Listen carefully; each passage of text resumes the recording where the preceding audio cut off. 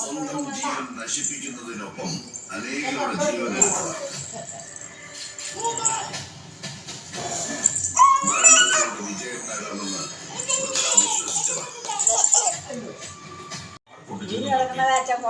തൽക്കാലത്തേക്ക് അദ്ദേഹം വിട പറഞ്ഞു. അടുത്ത തവണ വരുമ്പോഴും ഡോക്ടർ എന്നെ കാത്തു നിൽപ്പുണ്ടാവുമെന്ന് എനിക്കറിയാം. മടക്കയാത്രയ്ക്ക് ഒരുങ്ങാനായി ഞാൻ ഹോട്ടലിലെ മുറിയിലേക്ക് നടന്നു.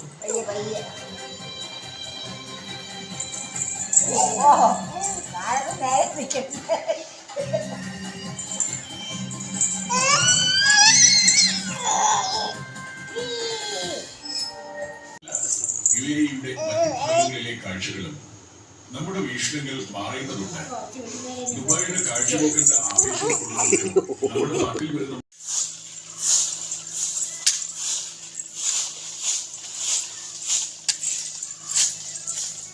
എവിടെ പോണേ?